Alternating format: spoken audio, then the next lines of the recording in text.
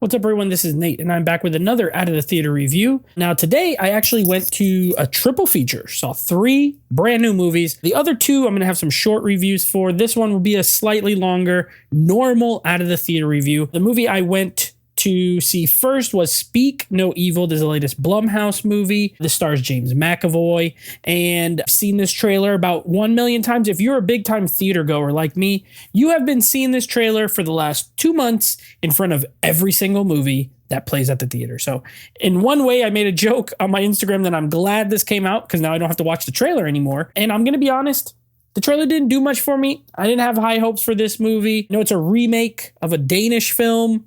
So I don't know. I didn't see that movie, but I went into it hoping for the best. Now, before I give you my 2 cents, if you would please consider subscribing to the channel and hitting the bell icon. That way get notified every time new videos drop. Also, if you wouldn't mind, just leave me a thumbs up really quick. Go down, hit the thumbs up button, and leave me a comment. Did you see this? Did you like it? Do you want to see it? Do you not want to see it? I want to know your thoughts as well. I went in blind. Blumhouse not having a very good year, in my opinion. I thought Afraid was okay. I think that was a Blumhouse movie. That was okay. But other than that, Imaginary was horrible. I don't even remember the other stuff. I just know they've not been having a good year. This is easily the best movie that has been associated with Blumhouse this year. I thought this was very good. And I was very surprised because, like I said, I was kind of sick of seeing this trailer.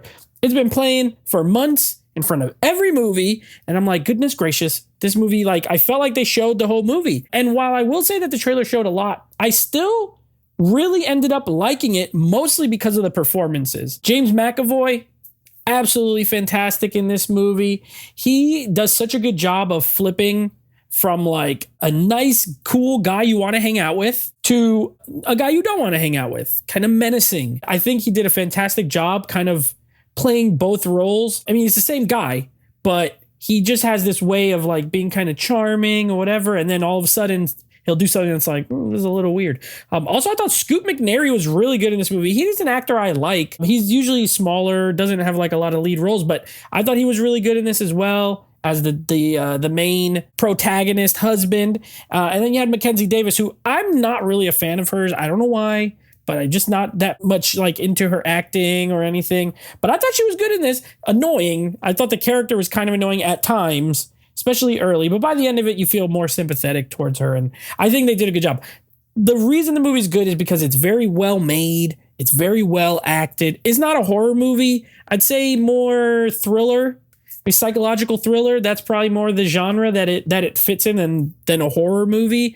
Like, there's no body count here, really. It's not a slasher. It's not nothing like that. And it's not really scary either. It's definitely more of a thriller. There's some thrills here and there. But yeah, great location, looks great. Also, I think one of the best uses of the song Eternal Flame. A hilarious scene, by the way. But then also they use it on the end credits, and I was like, that's a good song. But it was pretty funny. They use it a couple times in the movie to great effect. The only downsides really, and this is not the movie's fault per se, but that trailer did show enough where when I was watching it, I was never really surprised about anything. There's one thing in particular that the trailer shows that if they didn't, I think this movie would have worked better for me. And maybe for other people. If they left out, I'm not going to say what it is because I'm, spoiler free and I don't want to add on to it. But if they left one specific element out, I think this movie works even better. But as is, I think it's a very well made thriller, very good acting. The kind of movie that, they don't make movies like this. I looked it up. Like, the budget was like $15 million. It should make that back, no problem. It's very entertaining. As far as the remake aspect of it, I didn't see the original. My brother texted me and asked me if the ending was the same, and he texted me the ending of the original, and it's not. So if you did see the original movie, this does not go the same way, I guess, as that movie, because I didn't see that movie. I did like it. I don't think it's like the greatest movie of all time, but I do think it's a very solid mid-September thriller for grown-ups. It's rated R, and I enjoyed it. I thought it was very good. So I'm going to give it an 8 out of 10. I thought this movie was very solid. I'm surprised. I thought, I'm not going to like this movie. I'm sick of seeing it. And then I sat down to watch it, and you just kind of get engrossed in it. It starts off a little slower, but as it builds to the climax, I think it does a great job. In the third act, very, very entertaining. So 8 out of 10 for me. I will be back next week with another Out of the Theater review. I don't know exactly what, because there's a few movies coming out. So I'll have one for you, though. Until then, take it easy.